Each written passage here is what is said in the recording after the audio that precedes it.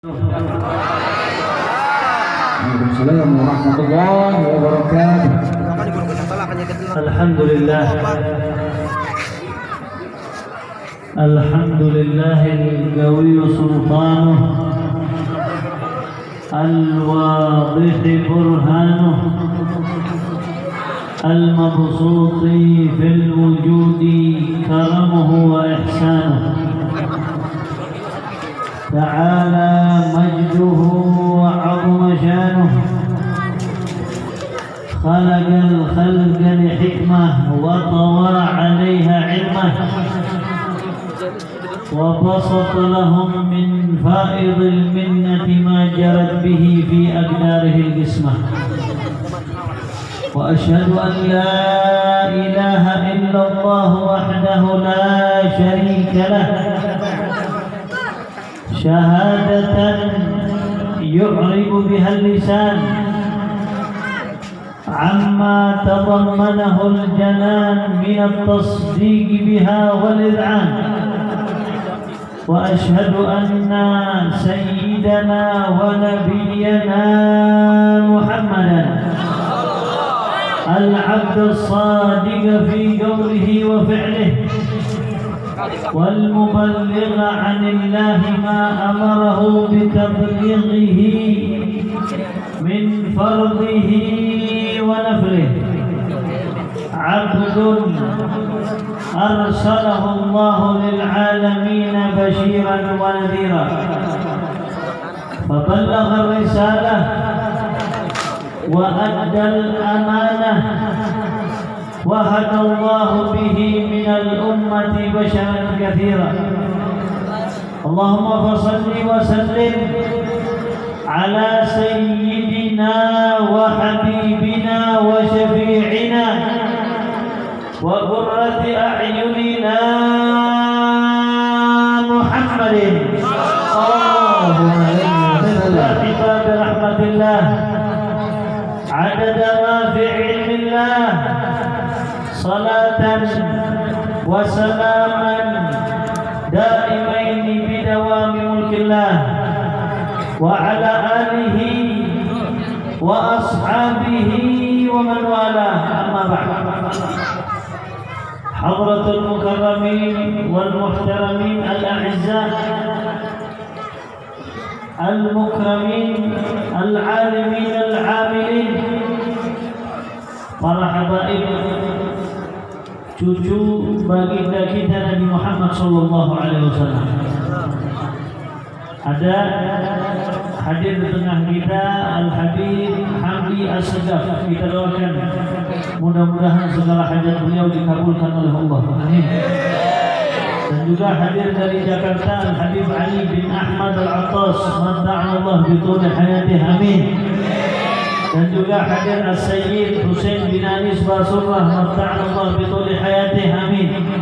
Dan juga hadir Syekh dari Jakarta Syekh Naufal bin Ahmad bin Arfan. Madda'ana Allah bituli hayatih. Amin.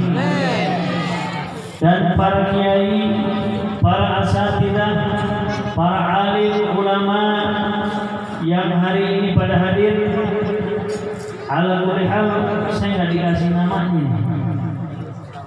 Siapa yang harus disebut? Ada Bapak Kiai Halo?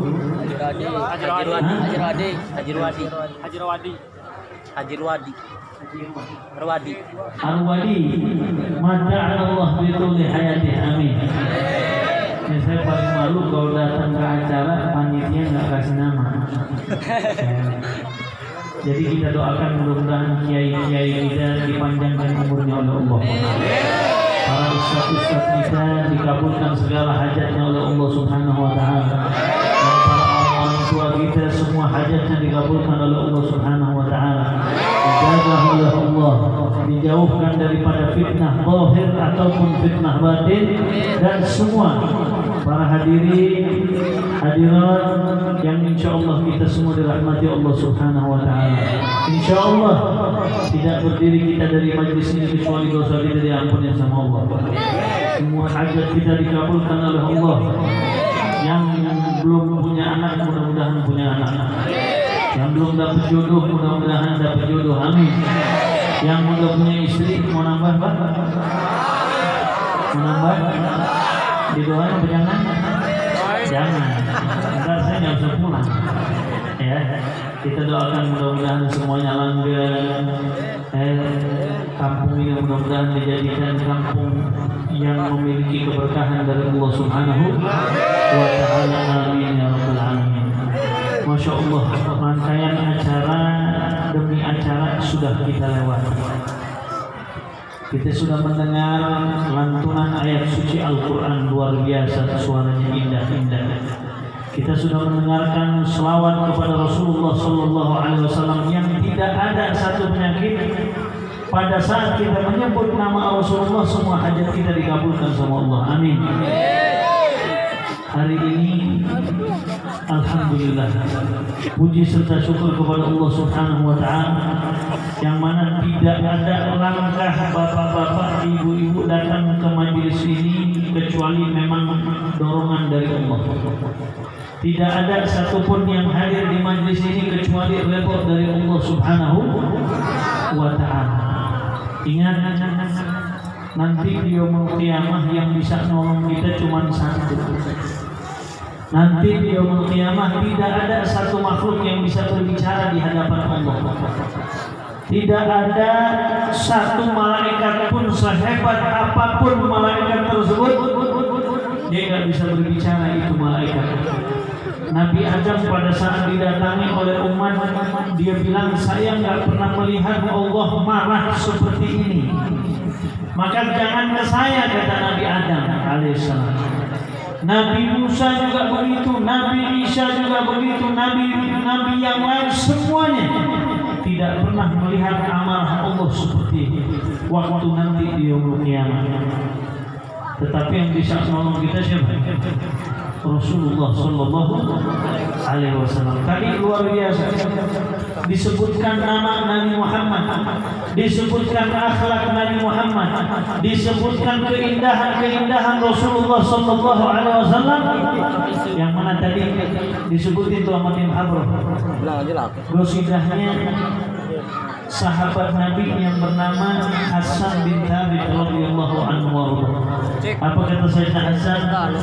Wa ajmalu minka lam taraqatu aini wa ahsanu minka lam talid an-nizam khuliqta mubarra'an min kulli aibin ka'annama qad khuliqta kama tasha'u.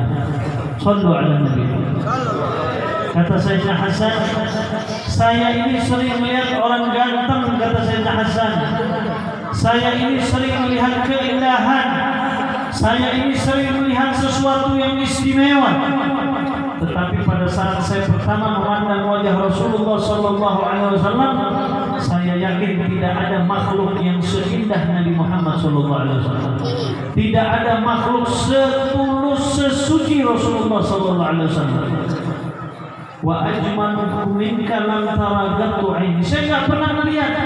Bahkan saya yakin, kata Sayyidina Hasan, semua bayi yang dilahirkan ke muka bumi, kira-kira saya mau tanya sama semua, bayi kalau masih bayi lucu nggak kira-kira? Lucu pasti. Mau dia lahirnya di mana pasti lucu. Mau dia hitam lucu nggak? Lucu, namanya anak bayi. Kata saya Hasan bin Thabit, saya yakin bayi yang paling lucu adalah Rasulullah Sallallahu Alaihi Wasallam. Khuliqta mubarra'an min kulli aibin. Nabi itu luarnya indah, gak ada cacatnya Rasulullah, gak ada kurangnya Nabi Muhammad Sallallahu Alaihi Wasallam, gak ada satupun helai rambutnya Rasul yang gak indah, semuanya indah. Kata Sayyidina Abu Hurairah, apa kata Sayyidina Abu Hurairah radhiyallahu anhu, saya pada saat menyentuh kain sutra, saya sentuh tangan Nabi, kain sutra lembutnya luar biasa. Pada saat saya sentuh tangan Rasulullah, ternyata tangan Rasul lebih lembut daripada kain sutra. Sahabat-sahabat Nabi yang lain mengatakan, pada saat saya menyentuh tangan mulia Nabi Muhammad Sallallahu Alaihi Wasallam, saya yakin tangan Rasul, rambut Rasul, keindahan Rasul, semuanya lebih indah daripada sesuatu yang saya pernah lihat di muka bumi. Di zaman Nabi ada namanya Arwah, sahabat Rasulullah. Ini Arwah tukang berantem, tukang berkelahi. Kalau orang Banten di sini bilangnya tukang berantem apa, Pak? Hah? Kalau di Jakarta itu ini apa? Jawara. Kalau di sini apa? Oh, jawara juga. Nah, di zaman Nabi orang-orang kafir Quraisy berkumpul. Mereka pada saat berkumpul, orang-orang kafir Quraisy bilang Muhammad sudah kelewat batas. Mending kita bunuh Rasulullah. Mending kita sewa satu orang yang jago pegulat, yang tukang berantem, jawara, kita bayar dia buat membunuh siapa? Rasulullah. Dianggap Nabi Muhammad kayak kita, manusia biasa.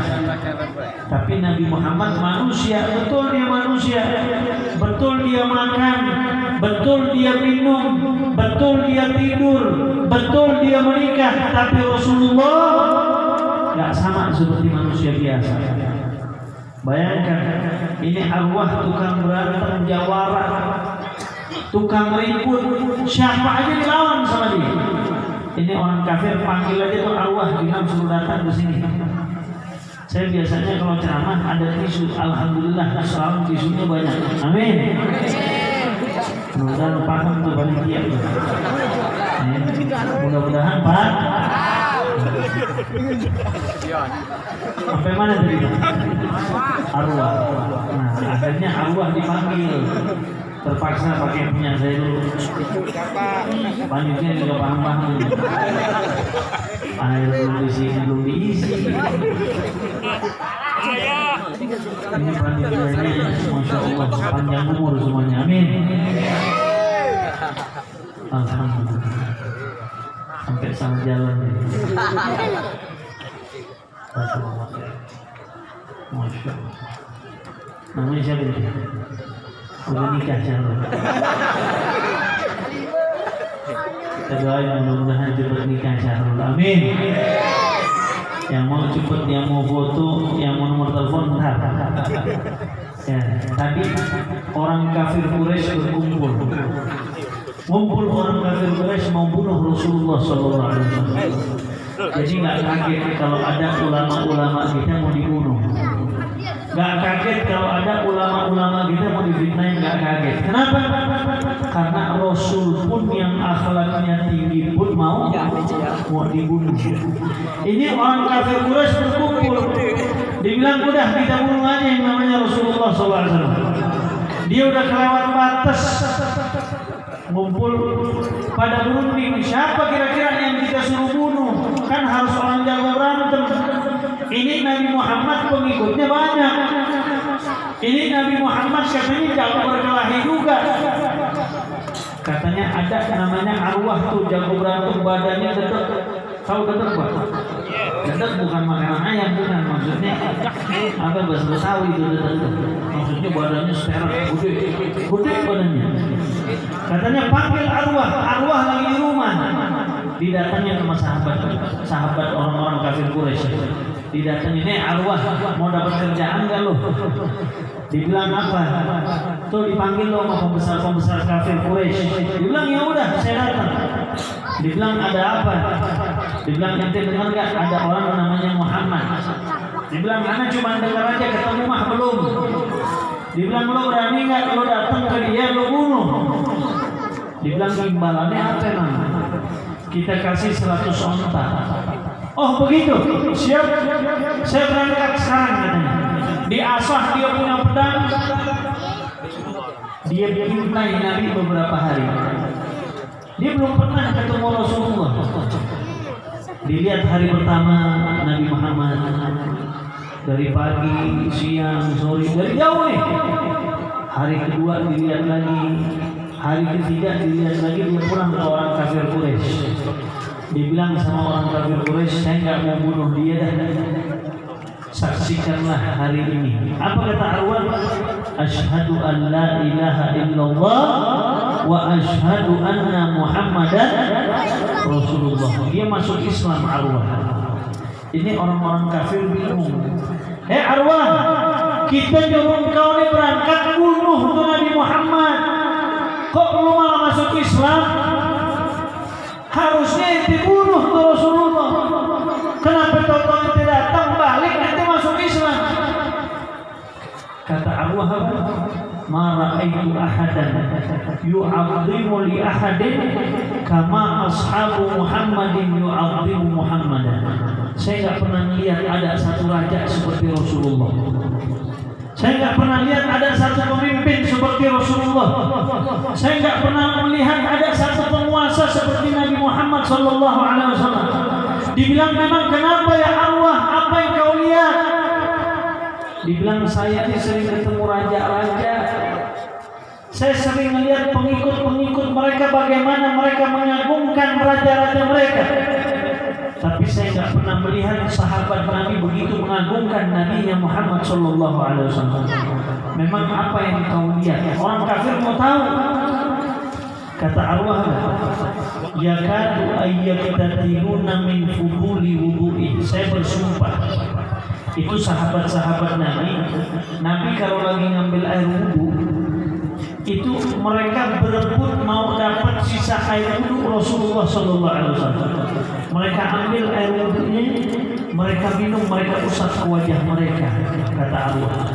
Lalu di riwayat lain dikatakan, idza nafatha Rasulullah, Nabi kalau meludah, maka ludahnya tidak jatuh ke muka bumi, kecuali jatuhnya di mana?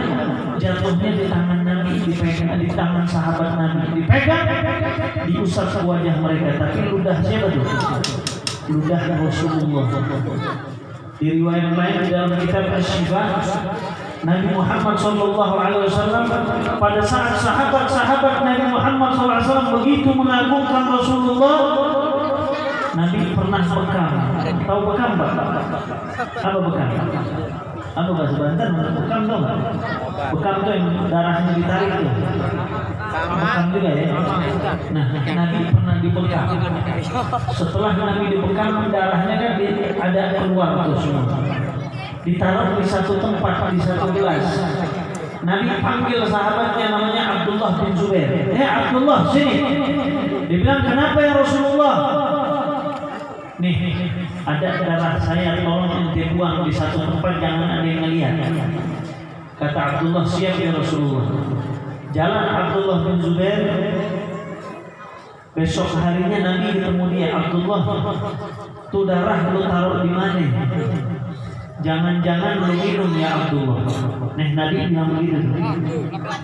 Kata Abdullah, benar ya Rasulullah, darahnya udah saya minum. Darah siapa? Darah Rasulullah. Diminum darahnya sama Abdullah bin Zubair. Setelah diminum, apa kata Nabi Muhammad SAW? Ente ya Abdullah nggak bakal merasakan keburukan di dunia dan akhirat, dan engkau bakal dijamin masuk ke surganya Allah Subhanahu Wa Taala. Luar biasa. Sahabat Nabi cintanya sama Rasul luar biasa, nggak ada tandingannya. Sayyidina Khalid bin Walid yang dikenal Saifullah, pedangnya Allah Subhanahu Wa Taala. Di setiap peperangan Sayyidina Khalid adanya di paling depan. Di setiap peperangan Sayyidina Khalid luar biasa beraninya. Sahabat-sahabat nanya, Khalid, lu berani banget tiap perang tuh adanya di depan. Tiap perang nggak pernah mundur. Kalau kita kan alhamdulillah. Kalau demo aja lari, betul nggak? Betul nggak? Demo pada lari kan? Ini sahabat Nabi namanya Khalid bin Walid, nggak pernah mundur. Di riwayat dikatakan satu langkah dia nggak pernah mundur sama musuh. Satu langkah. Ditanya Khalid, rahasianya apa? Ente baca apa? Wiridan apa? Ente dapat wejangan apa ya Abdullah? Ya Khalid bin Walid. Apa kata Sayyidina Khalid? Saya nggak punya bacaan apa-apa. Saya nggak tahu. Tapi yang saya tahu cuma satu, di kopiah saya ada rambut Nabi Muhammad SAW. Itu yang membuat saya berani di peperangan. Bayangkan, Sayyidina Khalid bisa hebat di satu peperangan. Apa yang menyebabkannya? Ada rambut Nabi Muhammad SAW. Sahabat-sahabat Nabi pernah suatu ketika di zaman Nabi belum ada kayak kamar mandi kita sekarang. Kalau kamar mandi kita alhamdulillah ada WC-nya, betul nggak? Airnya ada. Walaupun tadi saya masuk kamar mandi pintunya juga ada. Nggak tahu pintunya kenapa itu. Tapi ditutupin sama si Tommy. Alhamdulillah. Mudah-mudahan nggak ada yang ngintip. Itu di zaman Nabi kalau kencing di satu tempat. Nabi setelah kencing di satu tempat, ama Nabi ditaruh depan rumah. Nabi bilang sama Ummu Sulaim, jangan lupa tuh yang di depan rumah ada satu cawan, jangan lupa kalau lu bersih-bersih dibuang juga. Kata dia, siap ya Rasulullah.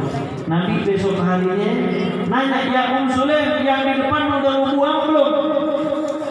Dibilang sudah ya Rasulullah. Tapi udah saya minum aja dah. Padahal apa betul? Air kencing Nabi. Katanya udah saya minum ya Rasulullah. Nabi ketawa. Dibilang ya Ummu Sulaim, lu nggak tahu itu air apaan? Dibilang nggak tahu ya Rasulullah. Memang itu apaan? Itu air kencing saya. Apa kata Ummu Sulaim? Wallah ya Rasulullah, saya bersumpah, saya nggak pernah merasakan ada satu air sesegar yang tadi pagi saya minum ya Rasulullah. Makanya di dalam kitab Asy-Syifa dibilang apa? Air kencingnya Nabi juga suci, luar biasa. Jadi Rasulullah SAW, semua sahabat Nabi cintanya sama Nabi luar biasa. Gak ada satupun yang bisa menghalangi kecintaan mereka kepada Rasulullah SAW. Mereka korbankan diri mereka, harta mereka, nyawa mereka untuk siapa? Untuk Rasulullah. Kita kalau tahu Sayyidina Abu Bakar As-Siddiq radhiyallahu anhu arda. Nabi pernah bilang, "Hei Abu Bakar, kita hijrah yuk dari Mekah ke Madinah." Dibilang, kenapa Rasulullah? Kita dapat perintah dari Allah suruh hijrah, orang kafir mau bunuh kita. Kata Sayyidina Abu Bakar, siap ya Rasulullah. Nabi bilang, Abu Bakar, lo kalau ada duit, kalau ada makanan, kalau ada sesuatu lo siapin deh buat kita hijrah. Bayangin, kira-kira kita kalau acara maulid Nabi, saya mau tanya yang hadir, kalau maulid Nabi diajak nyumbangnya 1 juta apa 100.000? 50. Apa 50.000? Apa 20.000? Apa 10.000? Apa 5.000? Hah? Mungkin ngelihat daftar dulu, benar nggak? Daftar lihat yang paling bawah, wah ini 10.000 ini, 10.000 betul nggak? Tapi lihat yang sahabat Nabi yang bernama Sayyidina Abu Bakar As-Siddiq. Pada saat Nabi mengajak dia, dibilangnya Abu Bakar, yuk kita berangkat, siapin sepenuhnya, seikhlas lo yang Abu Bakar. Nabi malam datang mau berangkat tuh hijrah. Itu udah siap 2 onta. 2 onta itu udah penuh sama barang. Nabi nanya, ya Abu Bakar ini banyak banget. Berapa banyak? Ma'anfaqta min malik, berapa banyak dari harta inti ya Abu Bakar? Dibilang kulluhu ya Rasulullah. Semua harta anak sedekahkan buat inti ya Rasulullah. Inti mau apa? Silahkan ambil harta anak. Maka Nabi nanya, hei Abu Bakar, ente ninggalin apa buat anak bini lo di rumah? Kesian anak bini lo nggak makan ntar. Apa kata Sayyidina Abu Bakar Siddiq radhiyallahu anhu? Kata beliau, saya nggak tinggalkan mereka kecuali 2 ya Rasulullah. Apa? Allah wa Rasuluh. Saya hanya tinggalkan Allah dan Rasulullah. Kalau istri-istri kita sekarang kira-kira, kalau bapak lagi mau ke Mekah nih umroh misalnya, atau mau pergi haji, duitnya bapak bawa semua. Ibu bilang sama bapak bilang sama istri, Bu, saya tinggalkan Allah dan Rasulullah. Kira-kira istri kita bilang apa? Hah? Marah nggak kira-kira? Lihat tuh zaman Nabi, sahabat Nabi, mereka rela korbankan semua yang mereka punya. Kok bisa begitu? karena mereka tahu ayat Allah.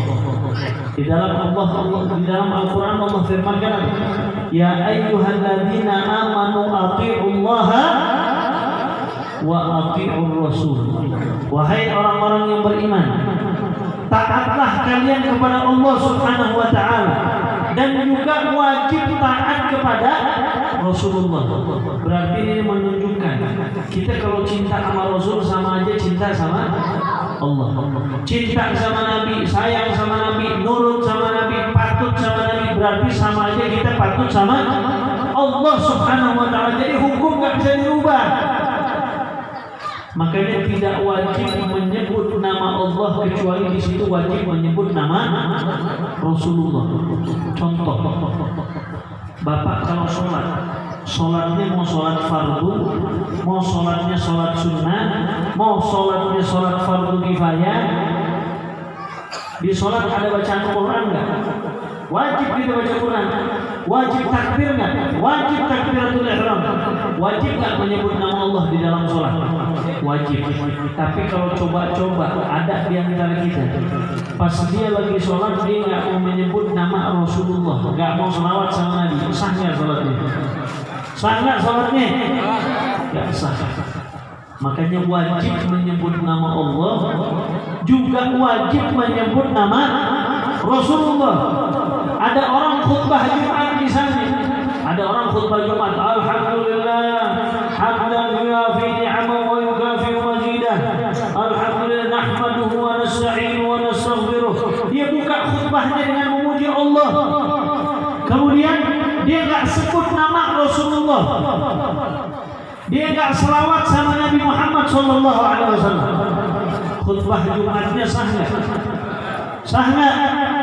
Enggak sah, karena salah satu rukun khutbah Jumat itu menyebut nama Rasulullah sallallahu alaihi wasallam. Kalau ada yang coba-coba khutbah enggak menyebut nama Rasul, maka khutbahnya enggak sah. Kalau udah khutbahnya enggak sah, sholat Jumatnya sah enggak? Enggak sah. Berarti wajib menyebut nama Allah, di situ wajib menyebut nama Rasulullah. Yang pertama. Yang kedua, sunnah menyebut nama Allah, di situ juga sunnah menyebut nama Rasulullah.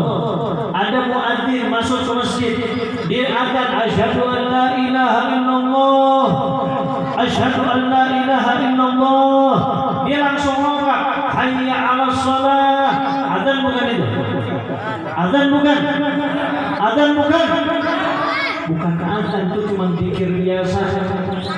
Karena kalau ente udah nyebut nama Allah, di sini juga kudu nyebut nama Rasulullah. Bapak lagi doa, misalnya doa, alhamdulillah. Kata Nabi di dalam satu hadis, doa kalau mau diijabah sama Allah Subhanahu wa taala, puji Allah setinggi-tingginya. Sebut nama Allah. Allahul Ghaffar, Ar-Razzaq, Ar-Rahman, Ar-Rahim. Tapi juga adabnya selawat sama Nabi, sebut nama Rasulullah. Kalau ente sudah muji Allah, sudah muji Nabi, doa diijabah sama Allah Subhanahu wa taala. Berarti kalau kita cuma doa nyebutnya nama Allah, enggak nyebut nama Rasulullah, doa diijabah enggak? Ada satu sahabat Nabi datang ke Nabi. Ini sahabat buta enggak bisa melihat. Ini sahabat datang ke Rasulullah, ya Rasulullah, ud'ullaha ayyarudda basari. Ya Rasul, doain kepada Allah biar Allah bikin saya bisa melihat. Ini orang buta nih di zaman Nabi. Kata Nabi, in sabarta falakal jannah. Kalau ente bisa sabar, ente bisa masuk surga, kata Rasulullah. Tapi suruh apa? Suruh sabar bisa masuk surga. Tapi ini sahabat cerdik pintar. Dia bilang, ya Rasulullah, saya mau masuk surga, saya juga mau melihat kayak sahabat yang lain. Karena setiap saya datang ke rumah orang mau nikahin anaknya nggak diterima. Maka saya mau melihat juga ya Rasulullah. Maka Nabi ajarin dia cara. Kata Nabi, ya udah nanti malam hari engkau bangun tahajud. Ente sholat karena Allah Subhanahu wa taala, itu kuncinya. Ente minta sama Allah Subhanahu wa taala, sholat karena Allah. Kemudian apalagi ya Rasulullah? Yang kedua, setelah engkau sholat, engkau bilang sama Allah, Allahumma bijahi Muhammadin anta rudda ilayya basari. Ya Allah, dengan kedudukan kekasihmu Muhammad, maka tolong bikin mata saya melek. Nih Rasul ngajarin begitu. Ini sahabat ngamalin. Katanya doa saya belum habis kecuali Allah sudah bikin saya melek. Subhanallah. Berarti sunnah menyebut nama Allah. Di situ juga sunnah menyebut nama Rasulullah. Kita kalau baca fikih, kita kalau baca ilmu fikih, dibilang kita kalau masuk ke kamar mandi. Kalau kita masuk ke kamar mandi, di kantong kita ada Asmaul Husna, boleh nggak? Boleh nggak? Haram, nggak boleh. Masuk ke kamar mandi, di kantong kita ada nama Allah, nama Ar-Rahman, nama Ar-Rahim, boleh nggak? Haram, nggak boleh. Ternyata subhanallah ulama fikih juga mengatakan haram juga kalau kita masuk ke kamar mandi, di kantong kita ada nama Muhammad Rasulullah. Di kantong kita ada nama Ahmad Rasulullah. Kenapa? Karena haram menyebut nama Allah di satu tempat, begitu juga haram menyebut nama Rasul di satu tempat. Subhanallah. Makanya masuk ke kaidah kita Ahlus Sunnah wal Jamaah. Di Indonesia yang luar biasa. Apa kaidah di dalam diri kita? Segala sesuatu yang ada kaitannya dengan Nabi Muhammad sudah tentu yang paling mulia. Betul nggak? Betul nggak? Contoh, orang tua yang paling mulia, orang tuanya siapa? Rasulullah. Setuju nggak? Jadi kalau ada dalil orang bilang orang tuanya Nabi tempatnya di neraka, percaya nggak? Jangan percaya. Kenapa? Karena sesuatu yang sudah ada kaitannya dengan Nabi pasti yang paling mulia. Berarti orang tua yang paling mulia, orang tua siapa? Rasulullah. Anak yang paling mulia, anak siapa? Rasulullah. Sahabat yang paling mulia, sahabat siapa? Rasulullah. Keluarga yang paling mulia, keluarga siapa? Rasulullah. Ajaran yang paling mulia, ajaran siapa? Rasulullah. Semua apapun yang ada kaitannya dengan Nabi itu sudah tentu yang paling mulia. Kenapa? Karena Nabi kita Muhammad adalah Nabi yang paling mulia. Dan hari ini kita berjumpa. Hari ini kita kumpul. Apa tujuan kita? Untuk merayakan satu momentum yang luar biasa. Tidak pernah terjadi kepada satu makhluk pun. Ada Nabi Adam gak pernah merasakan momen yang seperti ini. Ada Nabi Nuh gak pernah merasakan yang seperti ini. Ada Nabi Ibrahim tidak pernah merasakan momen seperti ini. Ada Nabi Musa, Nabi Isa, nabi-nabi yang lain, malaikat pun tidak pernah merasakan apa yang dirasakan oleh Nabi Muhammad SAW. Maka Allah abadikan di dalam Al-Quran. Apa kata Allah Subhanahu Wa Taala? A'udzu billahi minasyaitonir rajim. Subhanalladzi asra bi'abdihi lailan minal masjidil haram ilal masjidil aqsa alladzi barakna haulahu linuriyahu min ayatina innahu huwas samiul basir. Maha suci Allah yang telah menjalankan hambanya yaitu Rasulullah. Berarti kalau udah hamba, berarti Nabi pada saat itu bukan mimpi, bukan rohnya saja, tetapi Ahlus Sunnah wal Jamaah mengatakan Nabi itu pada saat Isra Mi'raj dengan ruh dan jasadnya. Ya, di perjalanan tersebut banyak yang dialami oleh Rasulullah SAW. Yang pertama apa? Nabi melihat ada satu kaum di situ. Ini kaum ngapain? Dilihat lidahnya panjang, disirami dengan minyak yang begitu panas dari api nerakanya Allah Subhanahu Wa Taala, sampai berdarah-darah tercampur dengan nanah lidahnya. Ini Nabi nanya, ya Jibril, man hada, ini siapa? Apa kata malaikat Jibril? Hada min ummatik ya Muhammad. Ini dari umatmu wahai Muhammad. Nabi nanya, apa pekerjaan mereka kok begitu menakutkan? Katanya di dunianya mereka khutabaul fitnah. Mereka ulama-ulama pembawa fitnah. Mereka ulama su yang belajarnya baru seminggu terus ngaku ulama. Yang belajarnya baru-baru tobatnya sebentar langsung ngaku ulama. Ingat, ulama bukan tugasnya ngadu domba. Ulama tugasnya mempersatukan umat, bikin damai di mana-mana. Tapi ini ulama luar biasa, yang halal dibilang haram, yang haram dibilang halal. Ada nggak? Hati-hati. Nanti di umur kiamat bakal seperti itu. Karena Imam Badi'ul Zaman bilang apa? Orang kalau menuntut ilmu itu nggak mudah, nggak gampang. Ini tobat baru seminggu langsung jadi ustaz, banyak nggak? Tobat baru seminggu jadi ustaz, banyak nggak? Imam Badi'ul Zaman pesan begini. Apa kata Imam Badi'ul Zaman? Innal ilma bati'ul lisan, ba'idul maram, la yura fil manam, wa la yuratu 'anil aba'i wal a'mam, wa innama huwa syajaratun la tughrasu illa bid dars, wa la tusqa illa fil nafs, wa la yahsulu illa man anfaqa al-'aynayn wa jatha 'ala al-'ayn. Atadhunnu man ashghala naharahu bil jam'i wa laylahu bil jima'i yakhruju min al-fuqaha kalla wallahi hatta yaghsid ad-dafatir wa yastasbib al-mahabir wa yaqta' al-ghifar wa yasil fi talab al-ilmi baina al-layli wan nahar.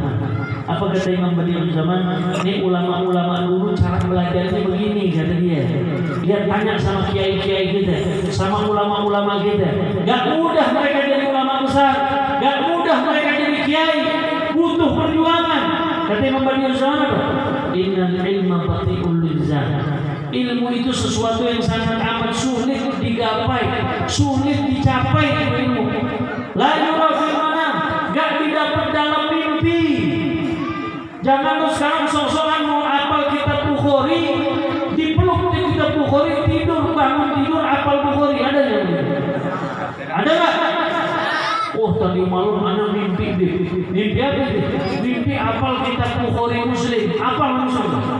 Ada yang begitu tuh? Kalau ada julangnya gitu. Hati-hati. La yura fil manam wa la yuratu 'anil aba'i wal a'mam. Dan ilmu itu nggak didapat dari secara waris. Ayah kita ulama, anaknya pasti ulama nggak? Enggak. Ayah kita megang masjid, anaknya pasti megang masjidnya? Belum tentu. Paman kita ulama besar, punya pondok pesantren, kita pasti jadi ulama nggak? Belum tentu. Wa innama, tetapi ilmu itu, ente kalau mau jadi ulama itu seperti pohon katanya.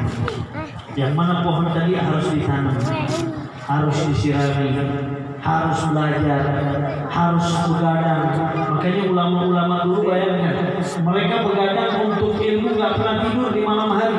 Bahkan ada di Hadramaut sana namanya Syekh Muhammad Shahibul Amain. Dia kalau pakai imamah, dia setiap menuntut ilmu, dia pakai tuh imamahnya. Dia pakai, dibikin di sini ada api, ada lilin. Jadi kalau dia baca dia ngantuk, kebakar imamahnya kebakar. Kira-kira bangun lagi nggak? Bangun dia nggak mau tidur, dia nuntut ilmunya Allah Subhanahu Wa Taala. Tapi kalau kita sekarang baru baca, baru ngaji 2 ayat, kira-kira terusin apa tidur? Langsung.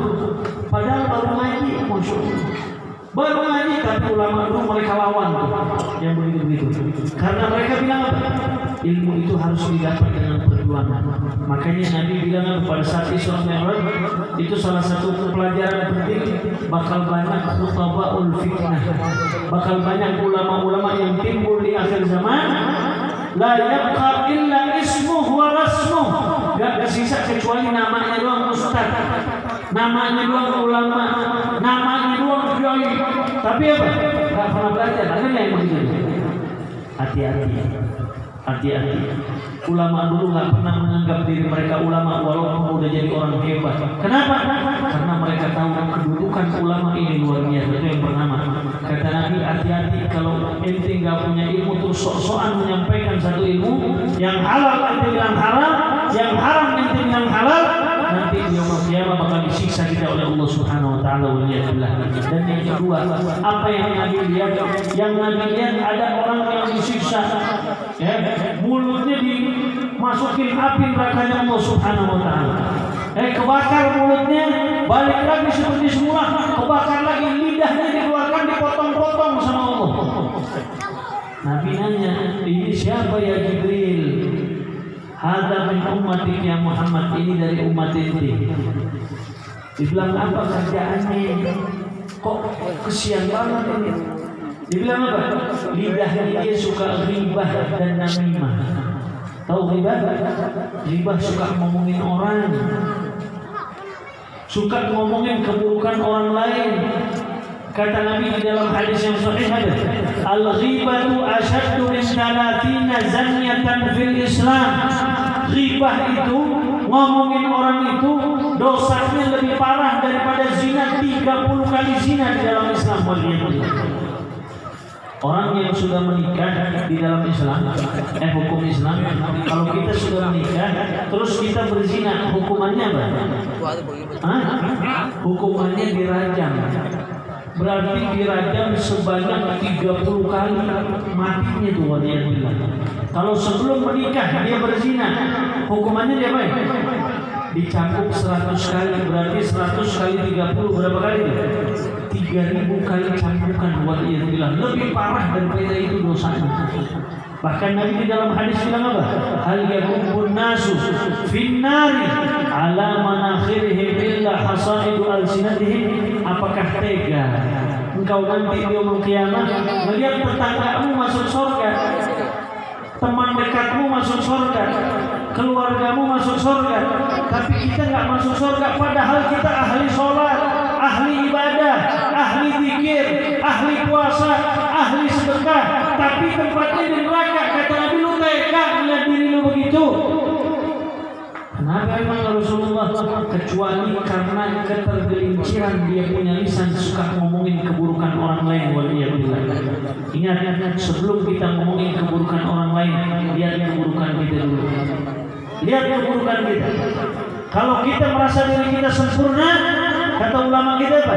Siapa orang yang merasa dirinya sempurna, berarti dia adalah orang yang paling jahil di muka bumi. Waliyadillah.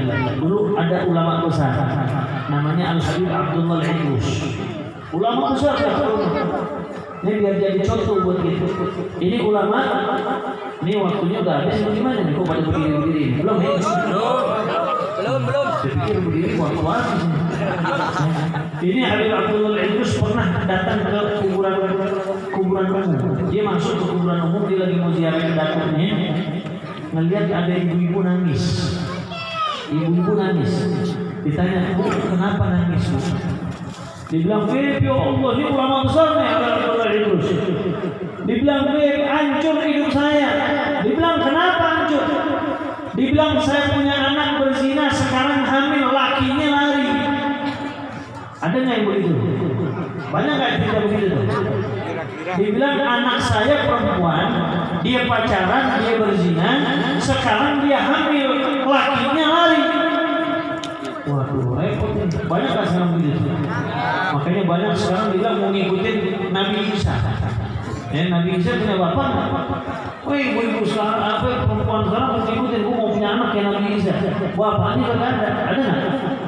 Gak ada. Nabi Isa itu suci. Allah yang bikin.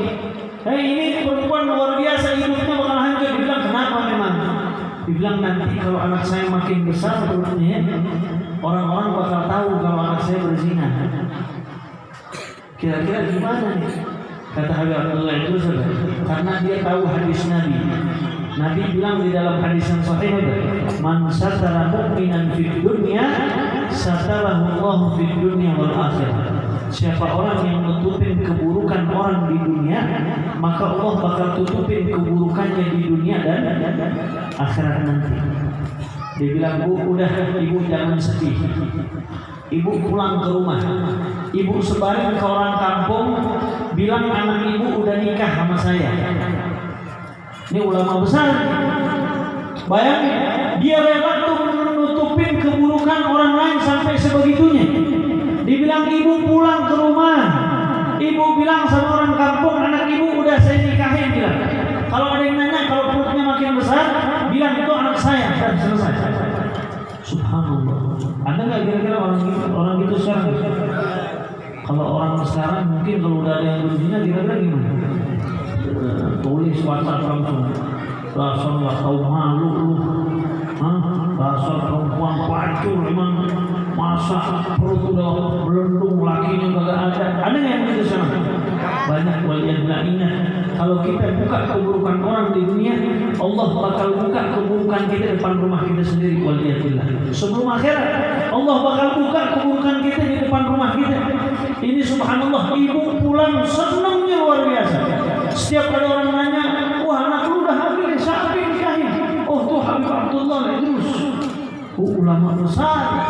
Dibilang apa? Oh masya Allah yang ulama nikahin anak lu luar biasa. Senang dia. Tapi Habib Abdullah tiap malam doa sama Allah. Ya Allah, ini anak kalau lahir berabe, tahu berabe? Bahaya buat anak. Bakal ngakunya anak siapa? Anaknya ulama besar. Tolong ya Allah, saya kan dengar hadis Nabi. Kalau saya tutupin keburukan orang di dunia, maka engkau bakal tutupin keburukan saya di dunia dan akhirat ya Allah. Maka subhanallah, berjalannya waktu itu anak keguguran.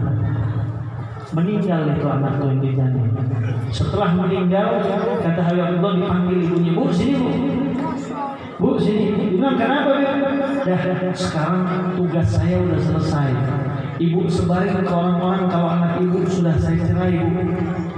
Ya udah, disebarin ke orang-orang anaknya udah dicerai. Subhanallah, iddahnya udah habis. Itu rumahnya ngantri laki-laki pada mau minang itu anak. Dibilang kenapa? Bekasnya ulama besar. Bekasnya ulama besar. Yang harusnya itu ibu dihina, itu perempuan dihina, itu perempuan harusnya dikucilin di mana-mana. Tapi subhanallah, karena akhlak yang mulia, akhlak yang tinggi, akhirnya itu ibu dimuliakan sama Allah Subhanahu wa ta'ala. Itu yang kedua dari kisah Isra Mi'raj, kata Nabi, hati-hati, jangan suka ngomongin keburukan orang lain. Kalau kita setiap ngomongin keburukan orang lain, balikin ke diri kita. Kalau kita diomongin kira-kira marah apa enggak? Kalau kita marah, stop, jangan. Karena suatu hari pasti dia bakal dihina oleh orang lain. Waliyadillah. Dan yang ketiga, pesan yang paling luar biasa daripada Isra Mi'raj, as-sholat. Sholat itu penting. Bayangkan, semua wahyu Nabi cuma di bumi turunnya.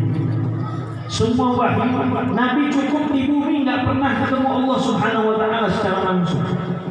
Tapi pada saat sholat, Nabi dipanggil sama Allah. Berjumpa dengan Allah. Berapa banyak di zaman sekarang orang ninggalin sholat, betul nggak? Ingat Nabi bilang apa? As-salatu imaduddin. Sholat itu tiang agama. Tahu nggak artinya tiang? Tiang itu begini, satu bangunan. Nih misalnya musola nih, musola al-ikhlas ya. Kalau nggak ada tiangnya kira-kira jatuh nggak? Al-ittihad. Nggak ada tiangnya nih. Musola nggak pakai tiang, bangun aja genteng. Bisa kebangun nggak? Nggak bisa, bakal hancur. Walaupun atasnya luar biasa indahnya, tetap tiang itu tetap pengaruh. Di satu negeri kalau tiangnya bobrok semuanya bakal hancur. Di satu rumah kalau tiangnya bobrok semuanya bakal hancur. Makanya Nabi bilang as-salatu imaduddin. Faman agamaha faqad agamaddin. Siapa orang mendirikan salat, maka dia sudah mendirikan agamanya Allah Subhanahu wa ta'ala. Jangan maaf di zaman sekarang itu masya Allah pada berjuang Islam. Oh Nabi dihina, marah. Wajib kita marah. Jangan pernah mundur pada saat Nabi dihina. Tapi jangan juga lu ninggalin sholat. Ini masya Allah berjuang Islam, sholat kagak. Akhirnya bukan mati syahid Pak. Mati apa? Mati sangit. Tahu sangit? Sangit bau gosong. Tapi pada saat ente berjuang untuk sholat jangan pernah tinggal. Ingat, ente mau rezeki lancar, sholat jangan pernah tinggal. Mau rumah tangga sakinah, mawaddah, warahmah, sholat jangan pernah tinggal. Kadang orang rezekinya bingung, beb anak punya rezeki nggak jalan-jalan, kenapa? Sholat lu gimana sama Allah? Subuh lu jam berapa? Ini subuh jam 8, mau rezeki lancar. Ada nggak subuh jam 8? Ada nggak subuh jam 7? Masya Allah. Makanya kata Nabi as-salatu imaduddin. Sholat itu tiang agama. Kalau mau bahagia kuncinya sholat. Kalau mau masuk surga, kuncinya sholat. Kalau mau meninggal husnul khatimah, kuncinya sholat. Kalau mau mendapatkan jodoh yang soleh, yang solehah, kuncinya sholat yang baik. Kalau mau dapat rezeki yang selalu nggak pernah terputus-putus, kuncinya sholat. Kalau mau amal ibadah kita diterima sama Allah Subhanahu Wa Taala, kuncinya sholat. Kalau kita mau jauh dari nerakanya Allah, kuncinya apa? Sholat yang pernah tinggal. Kata Nabi di dalam hadis apa? Al-farqu bainana wa bainal musyrikin tarkus sholat. Perbedaan kami muslimin dengan orang-orang kafir itu cuma satu, kata Nabi. Apa? Mereka nggak sholat tapi kita sholat. Makanya di dalam hadis yang lain Rasul mengatakan man taraka sholata muta'ammidan faqad kafar. Sesiapa orang yang meninggalkan sholat dalam keadaan sengaja, dibangunin dia dengar azan, dia nggak mau sholat sengaja, maka dia sudah keluar dari Islam, waliyadillah. Makanya Imam Ahmad bin Hanbal bilang apa? Kalau ada orang zuhur dia malas sholat, diingetin sholat mau zuhur, dia nggak mau sholat, tungguin sampai asar, kata Imam Ahmad bin Hanbal. Asar nggak mau sholat juga, tungguin sampai matahari terbenam. Kalau dia tetap nggak mau taubat, nggak mau sholat, penggal palanya. Habis itu jangan dimandiin, jangan dikafanin, jangan disolatin, jangan dikubur di tempat muslimin, kata Imam Ahmad bin Hanbal. Kenapa? Karena dia meninggal dalam keadaan kufur, waliyadillah. Makanya perbedaan kita sama musyrikin apa? Tarkus sholat. Mereka nggak sholat tapi kita sholat. Banyak hadis-hadis yang menerangkan tentang sholat, betapa pentingnya sholat. Makanya kita kalau mau bahagia dunia akhirat, kuncinya apa? Kuncinya sholat. Kalau kita, bahkan ulama bilang apa? Setelah Nabi Isra Mi'raj, singkat cerita begitu panjang lebarnya, Nabi pulang dari Isra Mi'raj. Sahihul Maulid bilang apa? Tsumma arudduhu minal 'arsy qabla an yabrudal farsh wa gadnala jami'ul ma'arif. Nabi itu dikembalikan saking singkatnya waktunya, itu kira-kira 15 menit Nabi udah balik lagi dari berjumpa dengan Allah Subhanahu Wa Taala. Perjalanan yang begitu panjang dari Mekah ke Baitul Maqdis, langit pertama, langit ketujuh, Sidratul Muntaha, sampai berjumpa dengan Allah Subhanahu Wa Taala. Itu hitungan dunia 15 menit doang. Cerita yang begitu panjang lebarnya.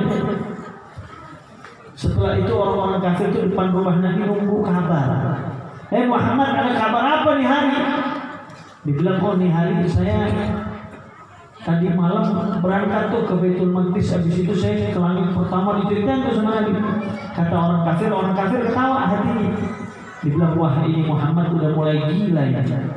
Masa waktu yang harusnya 40 hari berangkat ke Baitul Maqdis, pulangnya 40 hari orang normal jalannya, ini ditempuh dalam waktu hitungan 15 menit aja. Maka dibilang, ya Muhammad, kira-kira itu mau sampaikan nggak perintah sholat ke orang-orang kafir atau orang-orang yang lain? Kata Nabi Muhammad, pasti bakal saya sampaikan. Kata orang kafir apa? Ya udah, biar saya yang kumpulin tuh orang-orang. Dikumpulin tuh di satu tempat orang-orang semua orang kafir.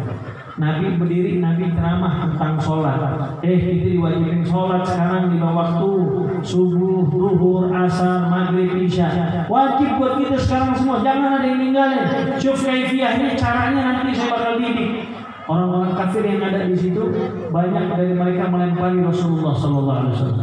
Orang-orang kafir yang ada di situ, banyak yang menghina Nabi Muhammad SAW.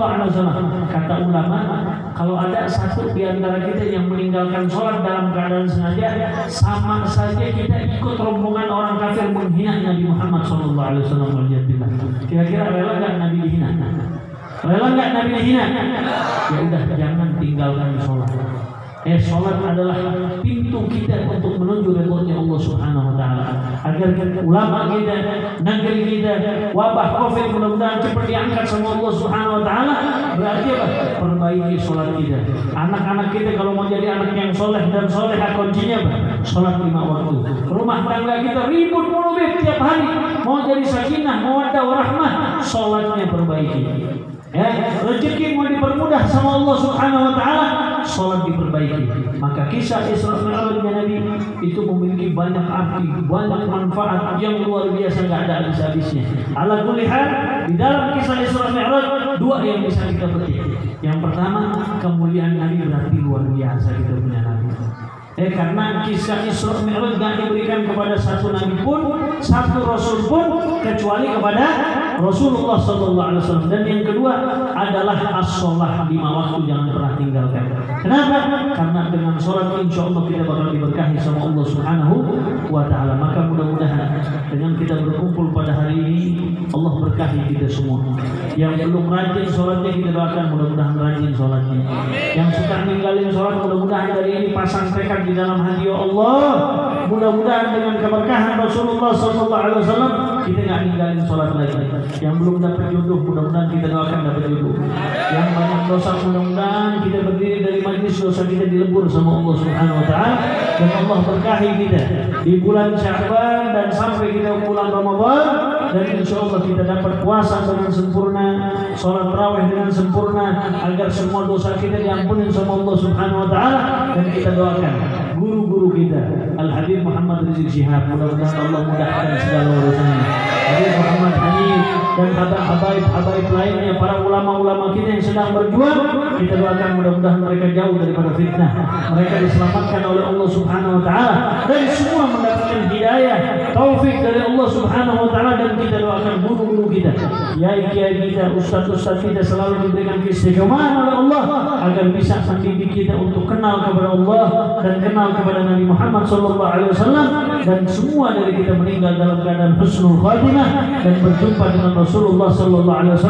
Allahumma rabbana zidna ilmana waj'alna fi ma razaqtana waj'alna mahbuban fi qulubi ibadik wa azizan fi uyunihim waj'alna wajihan fid dunya wal akhirah wa min al muqarrabin ya kathiran nawal ya hasan al fi'al ya qa'iman bila zawal ya mudiyyan bila mithal falakal hamdu wa lakal minnah wa lakal syarafu ala kulli hal wa sallallahu ala sayyidina Muhammad wa alihi wasallam walhamdulillahi rabbil alamin. Kurang lebihnya minta maaf. Wassalamualaikum warahmatullahi wabarakatuh. Waalaikumsalam warahmatullahi